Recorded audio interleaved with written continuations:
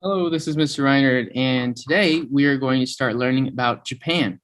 Now, this is a very short unit for some reason, so unfortunately, it's just really sad, but we don't have enough time to go into all of the countries in East and Southeast Asia. So we just learned a lot about China and a lot of the history and things that are actually really important to your life. But now we're going to go into more about Japan. So just so you understand, Japan and China, although they're really close to each other, they're very different. Okay, you might get confused and think that they're very similar. You might think that they're even the same, but actually they're very different. The language is completely different, first of all, although they do share some characters, like the reading of the language might be similar, and there are a lot of loan words from Chinese. The structure of the language is very different. It looks different when you look at it too. The way they write it is different. But anyway, the culture is different, very different culture. Japan is a very unique culture, mostly because it was so separated from the rest of the world for many hundreds of years. The other thing is that the government of Japan is also completely different from China. So we just learned that China has what type of government or economy? So China's government is technically an oligarchy, although they used to have a dynasty, which would be a monarchy.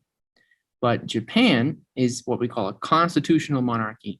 But constitutional monarchies basically means that it's a monarchy, yes, because Japan is the only country in the world that's had the same dynasty or the same royal family that's ruled the country for since its beginning. Okay, for thousands of years, it's been the same family, one after another.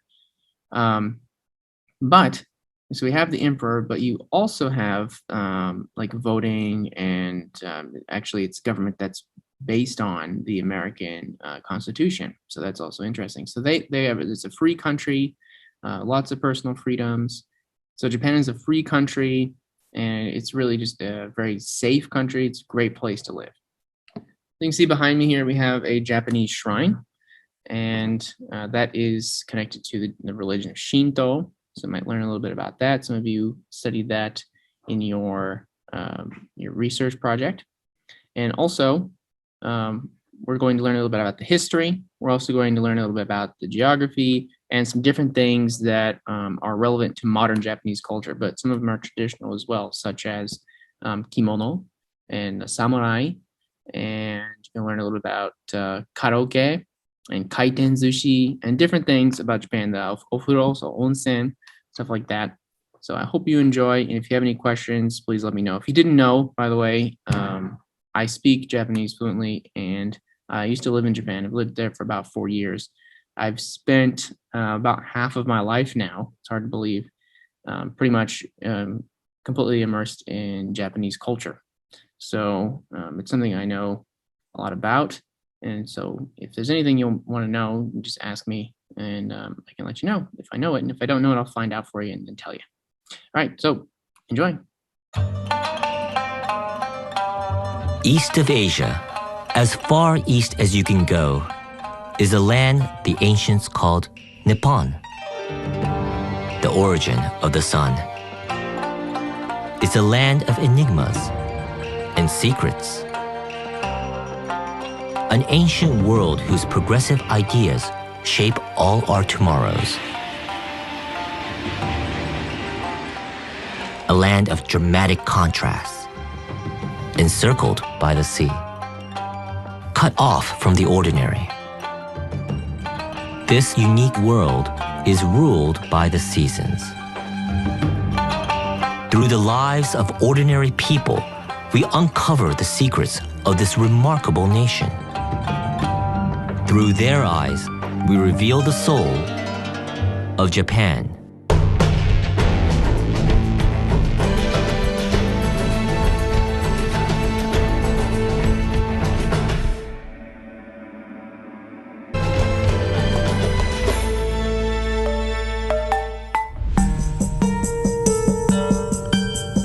In the far, far east of Asia lies an archipelago of more than 3,000 islands,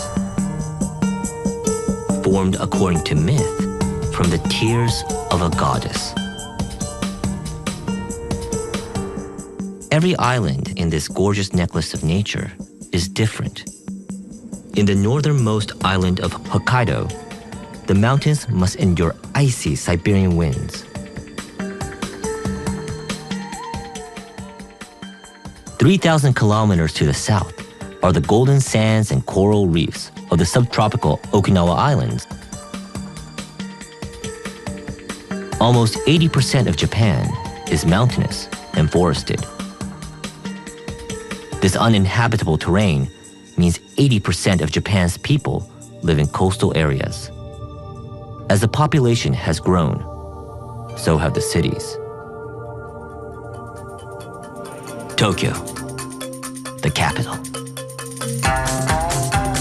35 million people live and work here. It's the largest metropolitan area in the world. Getting this vast sea of commuters to and from work requires a vast and efficient transport network. 50,000 taxis, and an urban railway system that moves 8 million people a day. The Shinkansen bullet trains run so precisely that over a year, their timetable slips by just 36 seconds.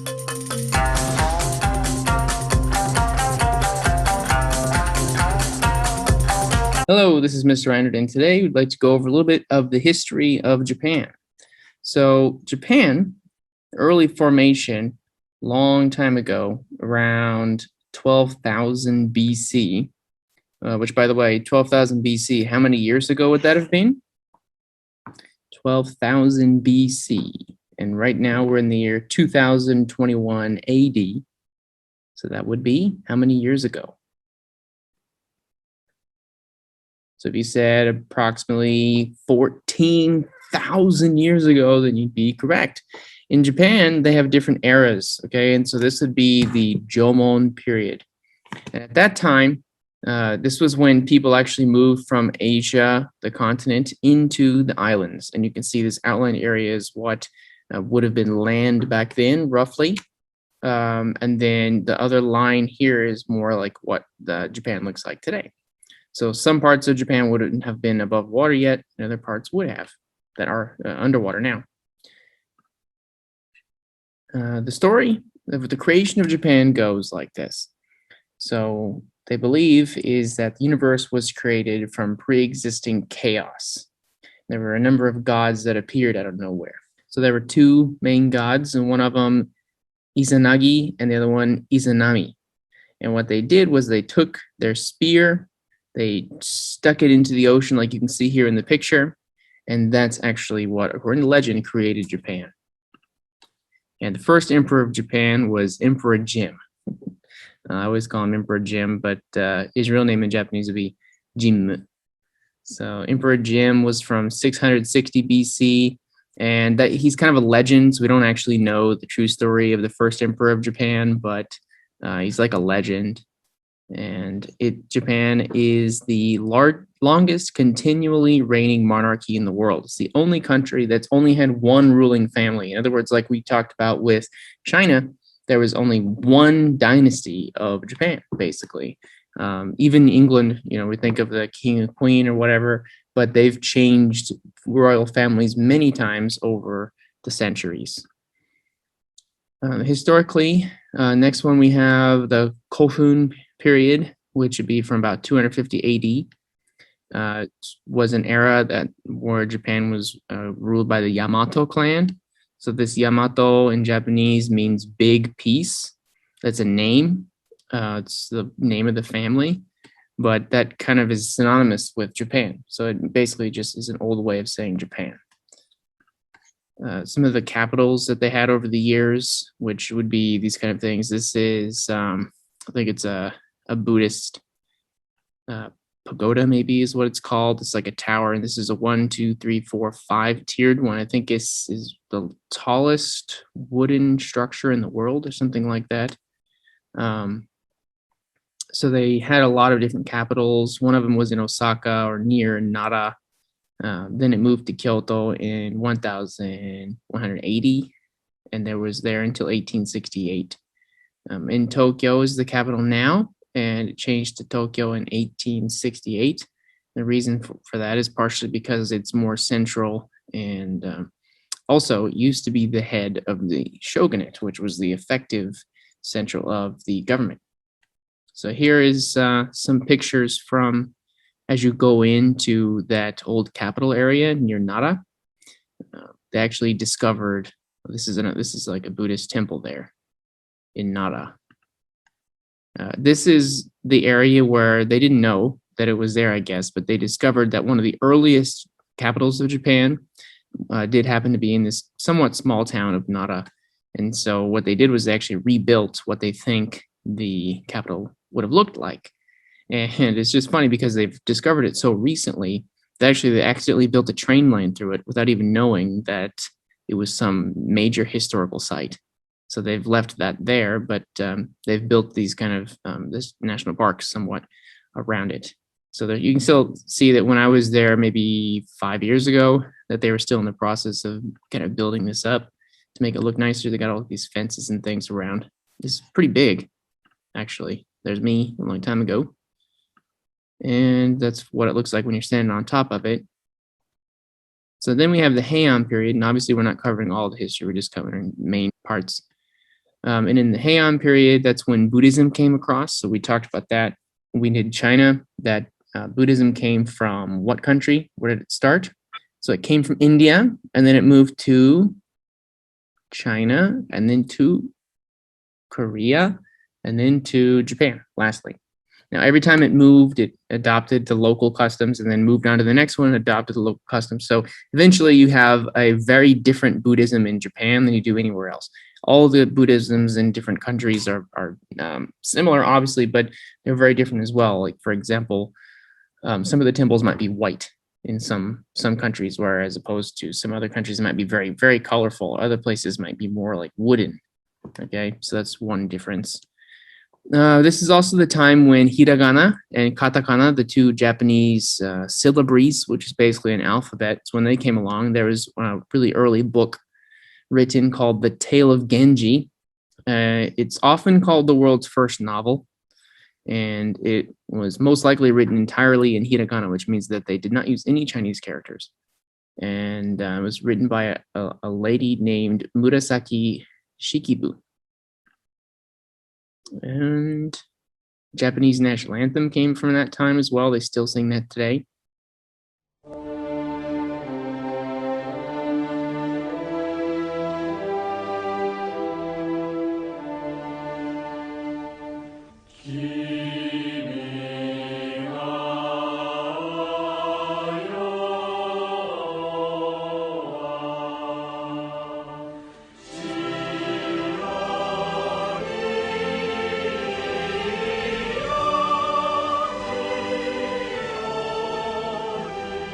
So in the medieval period, this was a time when you start to have your samurai, you have the shogun and all that, and lots of fighting for, what is this, about 400 or 500 years, which comprises a lot of the anime or manga that you'll see.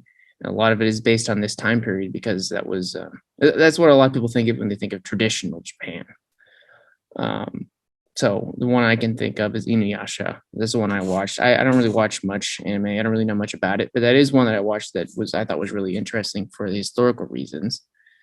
But the emperor, although the emperor had been in power and still is in power for, over 2,000 years, going on 3,000 years. At the same time, the shogun, which was the military leader, the general, basically, became more powerful. And so even though the emperor existed, nobody listened to the emperor. They were more scared of the military.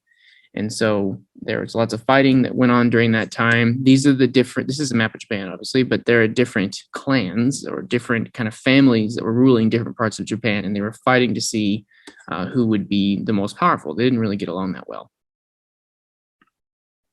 Then eventually 1603, there was one shogun, Tokugawa, who took complete control, and that's a picture of, I guess, the first one, because it would have been a family, right?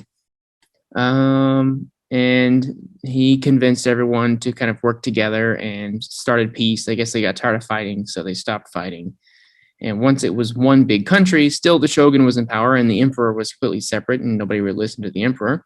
But Edo was then the central capital of Japan. And what they did was, what Tokugawa's idea was, okay, so to make sure nobody goes and fights anymore, we're going to take the best samurai, which a samurai is like a warrior, is like a soldier or a head of a group of soldiers in this period in Japan.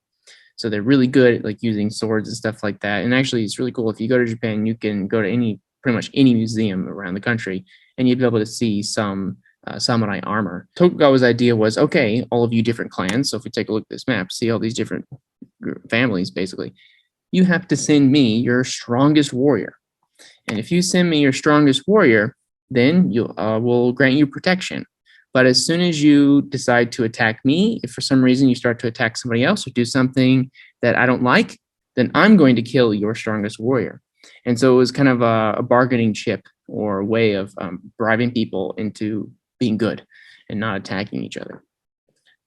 And as a result, because of peace, this is something like I told you way back at the beginning of the school year, that whenever you have peace, you have culture. So whenever you see lots of culture, that is a sign of relative peace. So at this time, there's lots of inventions, lots of reading, there's lots of new books as a result, obviously. And the manga that you may or may not know about actually traces its roots back to this time because they weren't having to worry about staying alive. They were just having to enjoy themselves more or less and had a lot of peace. And this lasted for about 300 or 400 years. So that's pretty good.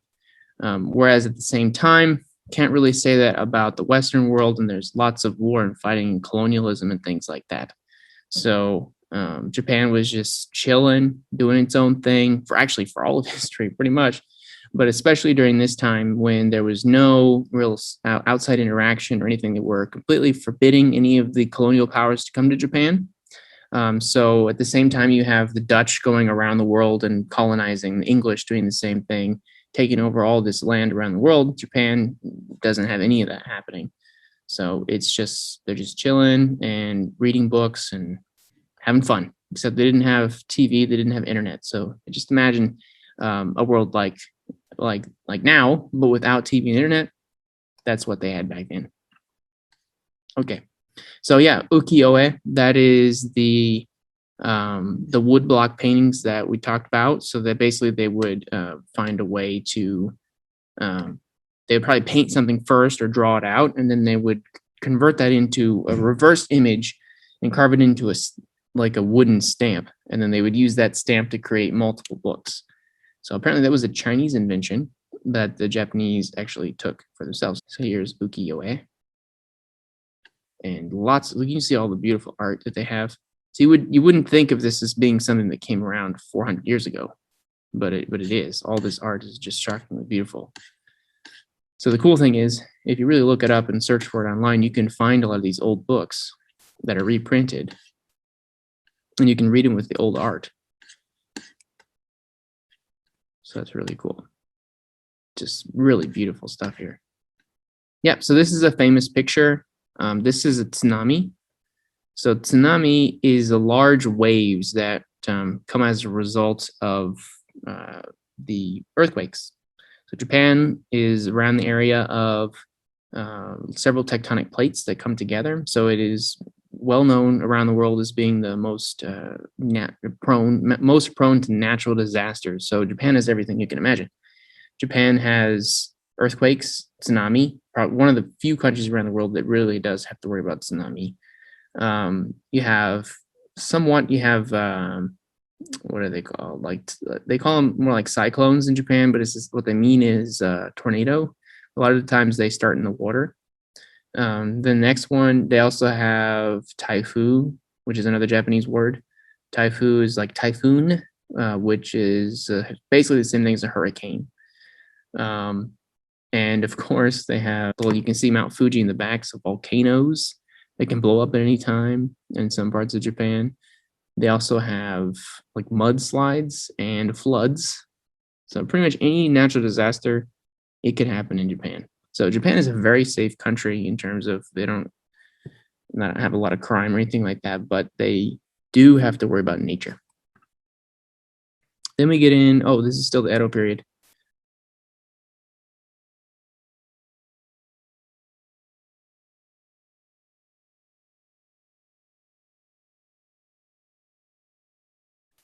Yeah, this is the original manga. This is a version of it.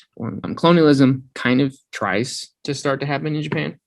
And so they didn't want any European powers coming into Japan. So they said, no, you can't come in. What are you talking about? You can't come in here.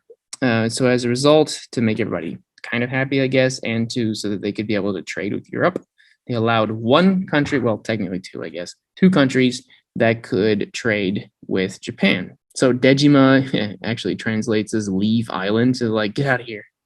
That was the only place where they allowed Westerners, where they allowed the Dutch and the Portuguese. And they actually had little Dutch and Portuguese villages. Nowadays, it's been kind of filled in with the city has kind of grown around what used to be an island. Oh, here, yeah, this is a picture of the island. So you can imagine nowadays the city would kind of continue out. But anyway, you can compare that to other countries in Asia that really have a seriously mixed culture.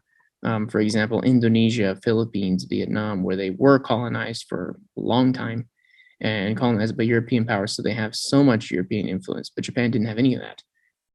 Very, very little. And so you can see that in 1914, these are the different countries that were being controlled by Great Britain, France, Netherlands, Portugal, United States. Japan began to take over, for example, Korea, okay, island of Sakhalin.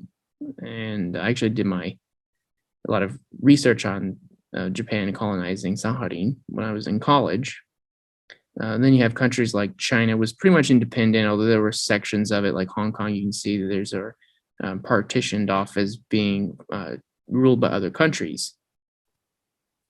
You can see that Siam, like we talked about in my class, which is modern day Thailand, is independent. So they've always been independent as well, except for Japan did take them over for about 5 years, I think, in World War II.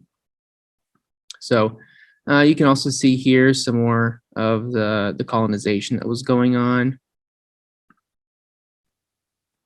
Here's some inventions that took place during the Edo period. So photography, badminton was brought in, billiards, beer, clover. All right. Did you guys know, what the four-leaf clover is? Well, that actually comes from Holland. It comes from the Netherlands. And it was brought in it's actually one of the strongest plants in the world and has been brought and pretty much spread all over the entire world. But it was brought to Japan by the Dutch as a packing material for fragile cargo. And as a result, it spread and started growing all over Japan. Coffee, Japan's oldest piano was in 1823. Paint, cabbage, tomatoes, these foods that were brought in. All right, then we get into the Meiji period. This is when Perry came in from the United States, landed at Yokohama, and they were worried about more colonization. So they're like, you know what? Even though we want to stay independent and separate from everybody else, we just can't. Because if we do, we're going to be run over. Everybody's going to start taking us over just like they did other countries around the world. So that's what inspired Japan to start opening up. This is Meiji. And he was actually the emperor. So what basically happened was, and there's a movie about this. I think it's the story of The Last Samurai. It's a movie, but I think there's a lot that's historically incorrect about it. So just so you know, but the story goes that Meiji was like, you know what, it's time. We've got to open up.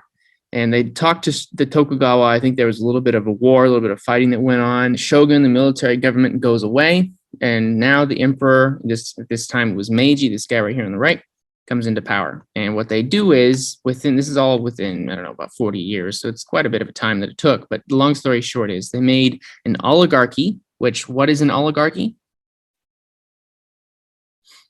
So an oligarchy, as opposed to what would be the Meiji with the emperor, that would be kind of a monarchy where there's a family that controls the country. They switched to an oligarchy where the emperor is still involved, but there's actually a group of people that rule the country. And I believe they had voting and things like that as well. Then we begin the era of Japanese colonialism. So Japan takes over Hokkaido and other places, Okinawa, they're still part of Japan today. They also start fighting wars with China. They fight wars with Russia. They wanted to get more respect from other parts of the world. Then they kind of get the idea, okay, well, all the rest of the countries around the world, all the rest of the major powers are taking over land. We need to do it too, because if we don't take over land, then we're going to get taken over. So, as a way of kind of like trying to fit in, just like United States and UK and everybody else, they start to take over Asia. Well, United States, UK, and everybody else, they didn't like that because they didn't like somebody coming in and taking over their spot. So for a while, they fought together because they were fighting against Germany.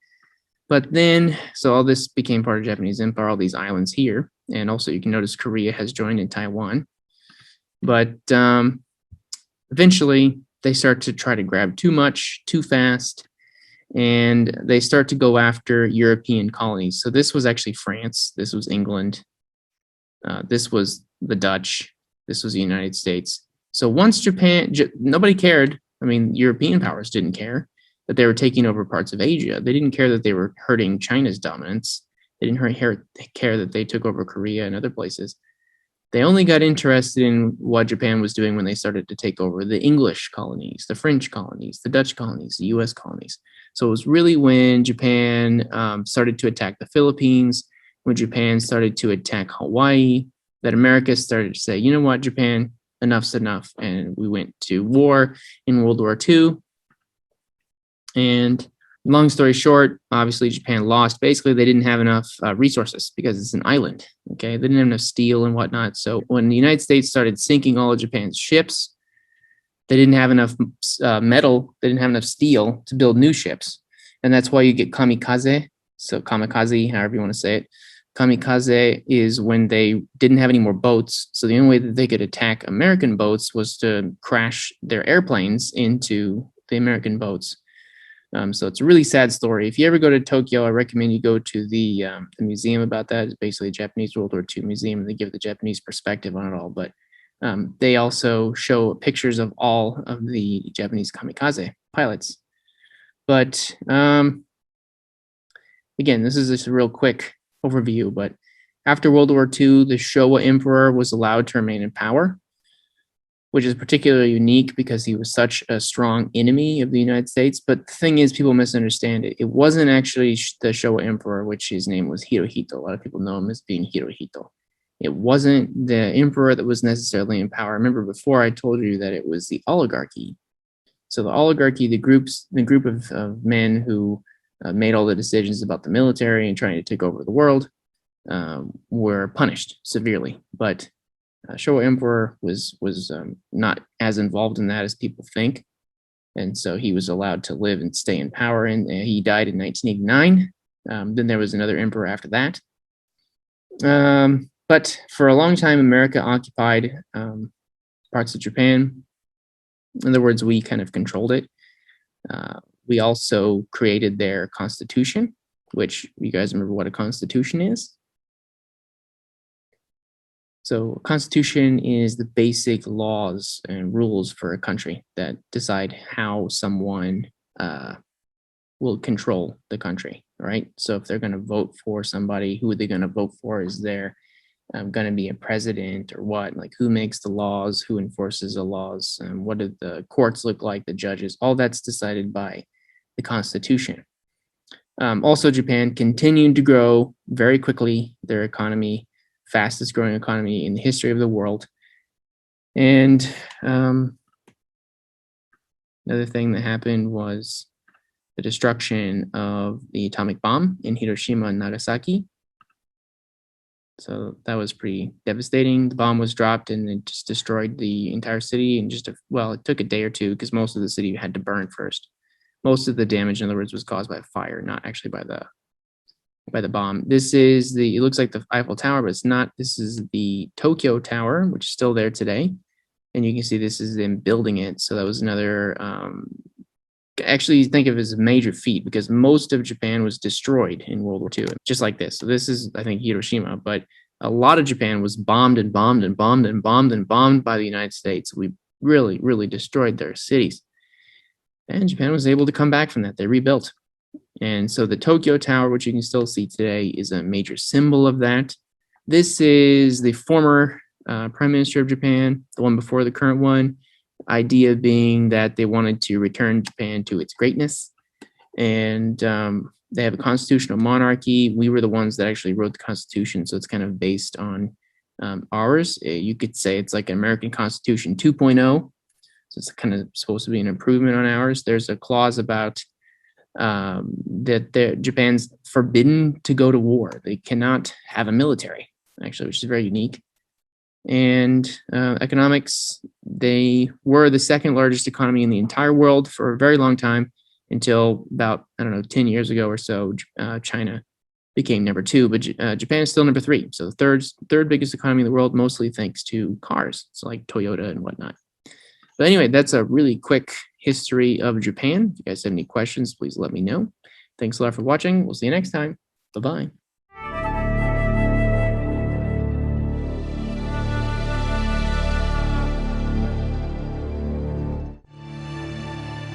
Japan, from around the 1200s to the 1600s, was a feudal society. The emperor presided over a splendid court at Heian, but the real power lay in the hands of a supreme military commander called a shogun.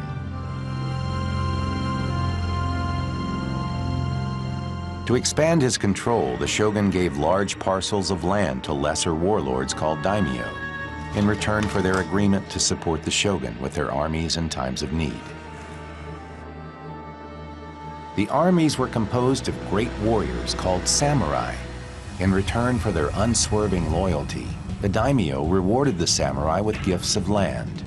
With the aid of the samurai, the daimyo were able to control Japan for more than 400 years.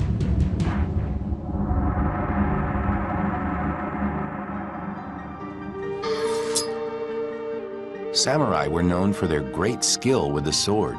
Their swords sliced swiftly and precisely, making the samurai a deadly opponent. Their extraordinary military prowess was based on extraordinary achievements in technology. The samurai sword had to be hard enough to hold a sharp edge and flexible enough to absorb blows without breaking. Japanese sword makers were among the first to solve this problem, creating a blade that was both sharp and resilient, and they did it more than 800 years ago.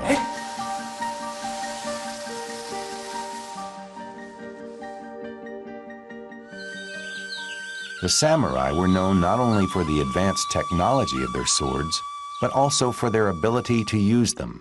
Samurai studied martial arts here at the Karshima Grand Shrine.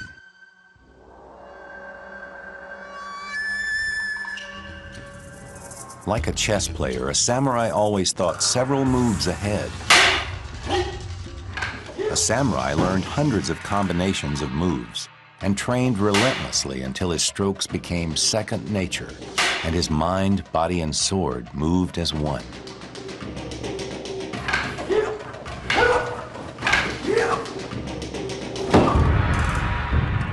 Hard, flexible swords weren't the samurai's only technological innovation. While Europeans made armor from metal, samurai used a flexible material woven from leather, iron, bamboo, and silk. 日本の鎧は非常に豪華にできてまして、戦いで用いるというよりも何か合戦場における装束というような趣があるものが日本の甲冑だと思います。 These small plates made of tough rawhide were the building blocks of the armor. The armor maker cut holes for stitching and smoothed each plate before joining them together in a flexible panel. These overlapping panels helped cushion a sword's blow, and because they were flexible, they bent with the blade's impact, which made it difficult for the opponent to do any damage. But 300 years after the samurai rose to power, a new invention changed their way of life forever. In the mid-1500s, a samurai warlord bought a new weapon from Portuguese traders. He turned it over to his master swordsmiths. Within 50 years, the Japanese were making more guns than any country in Europe. Soon warlords were fighting each other with armies of up to 60,000 warriors, including thousands of gunners.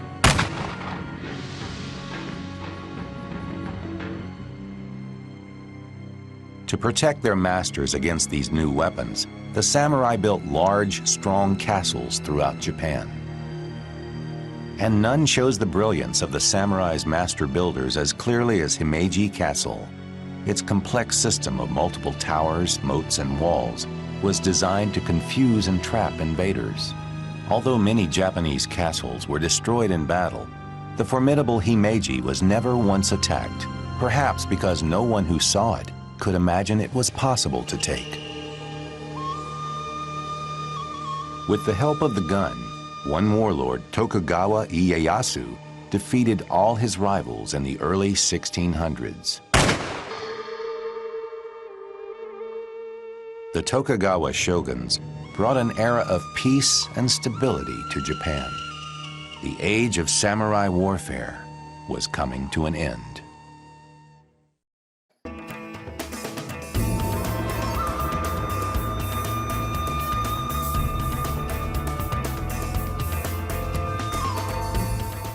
About a 3-hour train ride from Kyoto, Himeji Castle is considered the finest surviving example of 17th century castle architecture in Japan. Surrounded by a large moat and designed with an intricate scheme of complex entranceways, Himeji has become a classic example of defensive architecture that was never once captured by enemy intruders. The grounds surrounding the castle are beautifully kept and were, back during its reign of magnificence, the living areas for various samurai, merchants, and farmers, the community that built up around all castles. The central keep is the main 3-story structure in the center of the castle. It's not only where the most important residents lived, but was also the last bastion of defense if all the other keeps were compromised during an attack. Design of the gates were such that approaches were narrow and were configured with sharp turns before and after the gates so defenders could attack their enemy in relative safety. The first entrance, the Hishi Gate, is the beginning of many traps designed into the castle. If the enemy breaks through, there are many hiding places for defenders to attack and many hatsuma, or gun and arrow holes, from which they can fire down on intruders.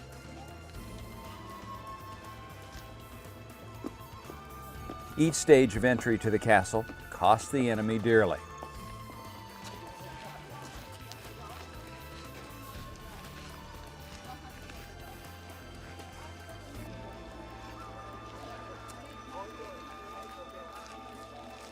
If indeed intruders made it through one set of gates, they ran into a narrow approach and a sharp turn that actually take them away from the castle's central keep, exposing them to more fire from defenders. This style of design and defense continues throughout the castle. Himeji was never attacked, so its defensive system is still untested. During World War II, however, the Allies attacked Himeji town in 1945, virtually flattening it. But the castle took no hits, surviving intact. In modern times, the central keep has been turned into a museum of Himeji, but the character of the central keep is preserved with steep stairways and great views of the surrounding countryside.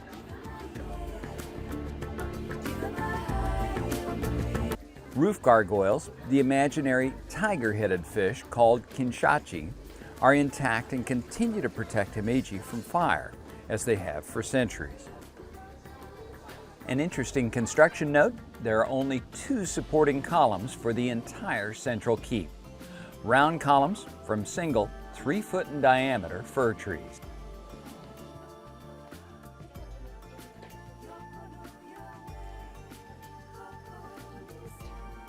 Himeji Castle is particularly beautiful in the spring around cherry blossom time.